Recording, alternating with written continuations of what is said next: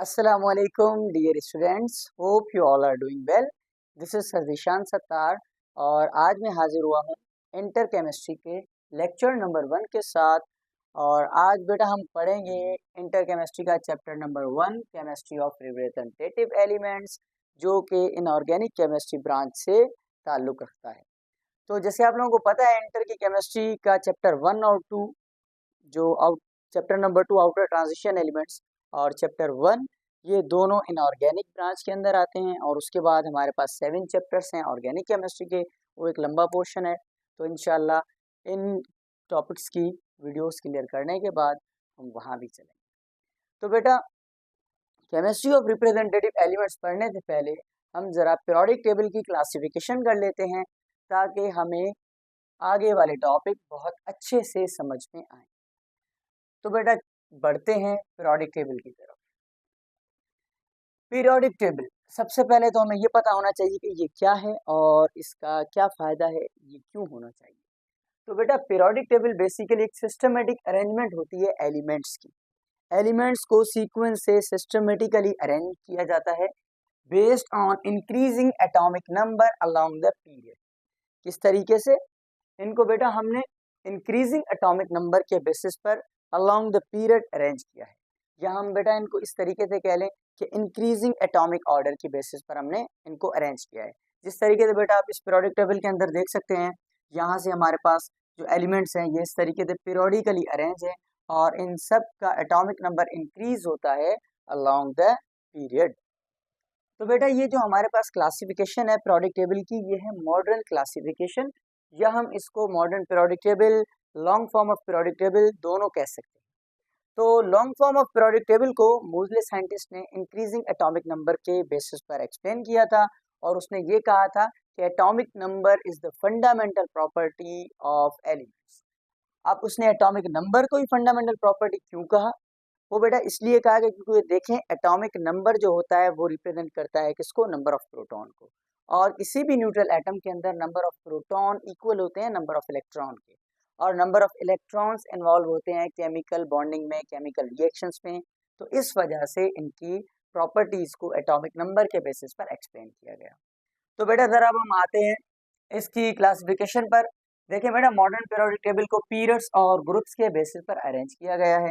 अब इसमें हमारे पास जो पीरियड्स हैं वो क्या है बेटा? वो हॉरिजॉन्टल रोज हैं। जैसे ये देखेंगे, हॉरिजॉन्टल रोज 1 2 3 4 5 6 7 हॉरिजॉन्टल रोज हैं, और इनके अंदर हमारे पास एटॉमिक नंबर इंक्रीज हो रहा है 1 2 3 4 5 6 7 8 along the period. Horizontal row में एटॉमिक नंबर हमारे पास इंक्रीज हो रहा है, और 7 हमारे पास जो है कि वो पीरियड्स हैं।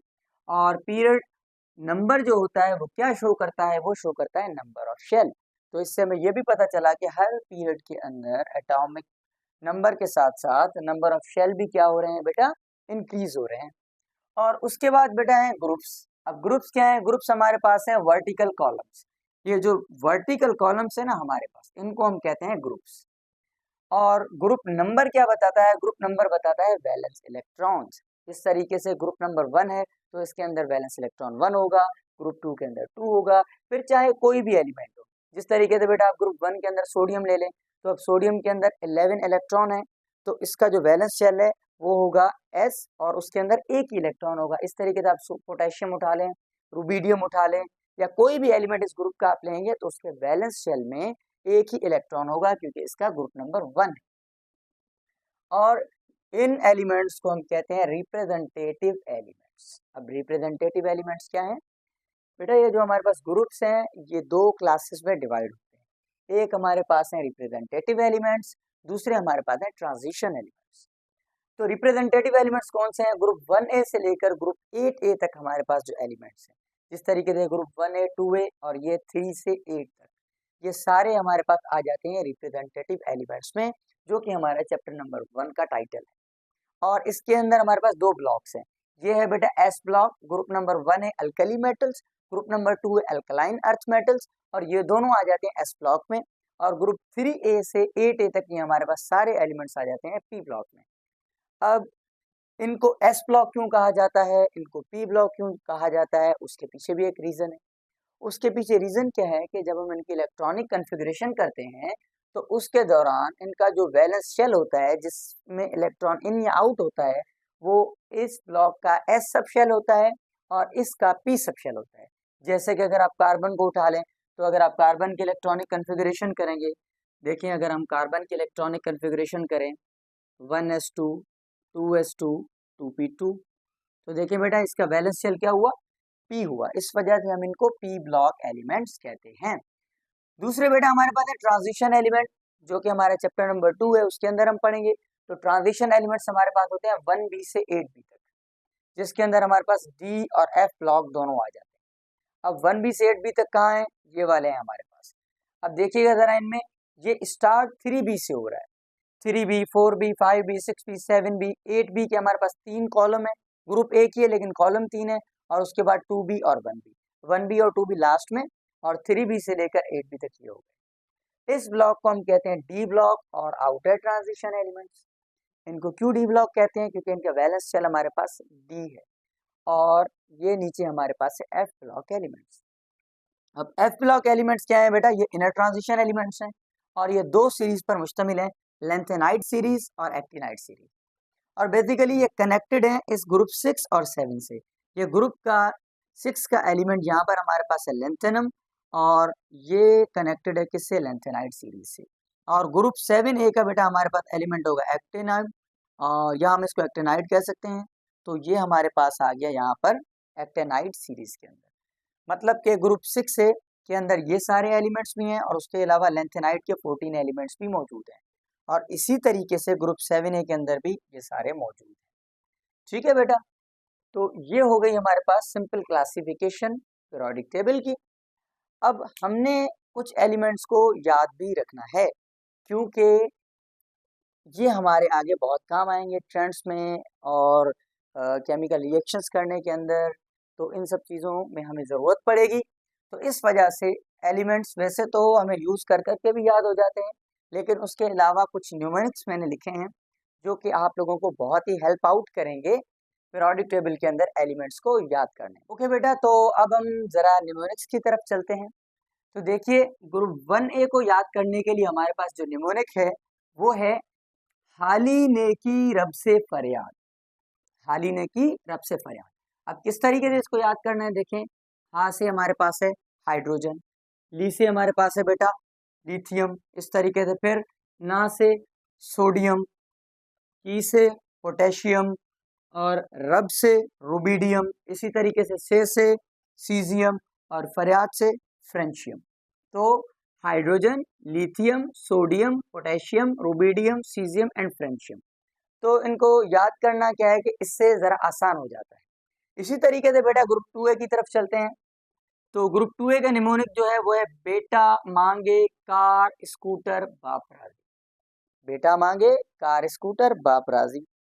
ये बाप पता नहीं कहाँ मिलते हैं, हमारे पास तो नहीं है कि बेटा कार भी मांग रहा है, स्कूटर भी मांग रहा है और बाप राजी भी हो रहा है।